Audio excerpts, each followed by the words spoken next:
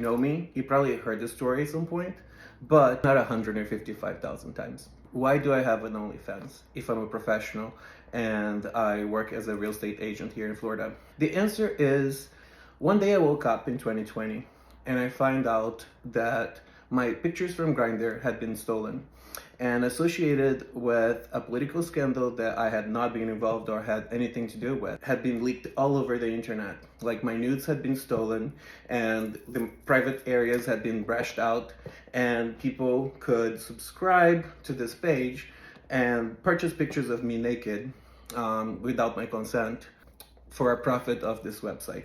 And of course, this was all over social media. It was in news, all over the place.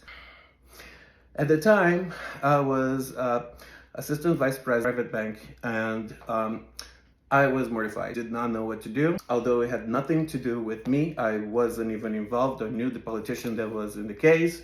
My pictures were the ones that were being traded on the internet. I called my attorney right away, asked him, what should I do about this? I sue these people for stealing my pictures and trying to make a profit out of it and associating me with the story that I had nothing to do with? Well, yes, it's a $5,000 retainer, which to me at the time, as an assistant vice president of a private bank, that was a lot of money that I did not have.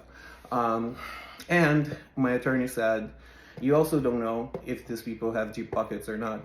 You might be steering something that's bad and making it worse. Maybe people haven't heard about this or seen this, and that will not impact your life. So if you don't mess with it, it's probably better and it's gonna cost you less.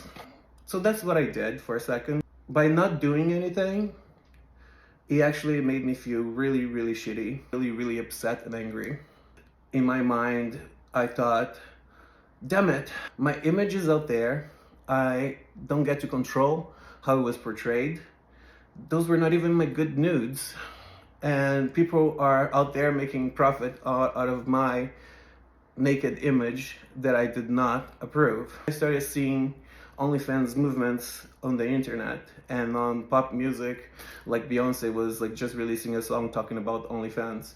And I was like, maybe this is the answer. If there is a market for people buying my goddamn naked pictures on the internet, might as well be me making that money, and might as well be me choosing how my image is going to be portrayed on the internet.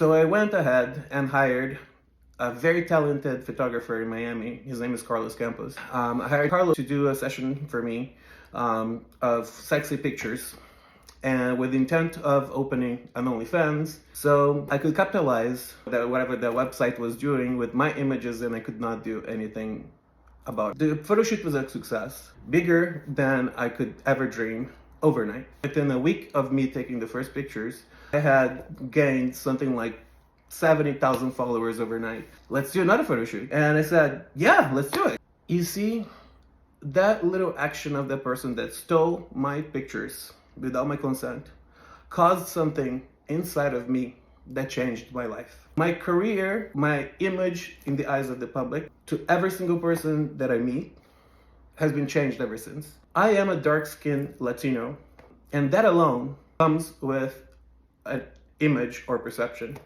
So I have always felt in my life that I had to prove myself that much more than everybody else to prove that this dark-skinned Latino actually knows what he's doing and can do it very well. At that time, I didn't see it. But what I caused it for myself was I added one more layer. Because back then, OnlyFans wasn't so big, and it didn't come with as many prejudgments or stereotypes. That changed my life. I like to think of myself as somebody that's resilient, and I'm smart, and that I can have very thick skin and brave through anything. So I never let that bother me. I was really burned out with my career in finance. I never loved finance, but I liked that job. I liked that career that I was building for myself. But I decided to pursue something else. I decided to be an entrepreneur and work for myself. OnlyFans allowed me the freedom to do that. But to this day, as a real estate agent, I have to prove to people who are potential clients that I'm not just a dark-skinned Latino with an OnlyFans, that I'm a professional. I've professional with a finance degree with investment financing under my belt of 8 years, that has worked for multiple Fortune 500 companies, and that can kick ass with real estate in Florida more than somebody that is not. I've made this for myself, and I take pride in explaining this to people as an advocate for people to have OnlyFans, that having an OnlyFans doesn't change who you are, doesn't make you inapt to have a career, doesn't make you less of a person, doesn't make you unworthy, doesn't make you less smart. I have so many people that I have met over the years that have PhDs, that have OnlyFans. It's just something that they want to do. It's their body. Is however they choose to use it. I like to tell this story to people that I meet, so they can understand that without people that trailblaze, that do things differently, push the envelope and makes things a little more out of the norm than most people, that's how we make progress into this world.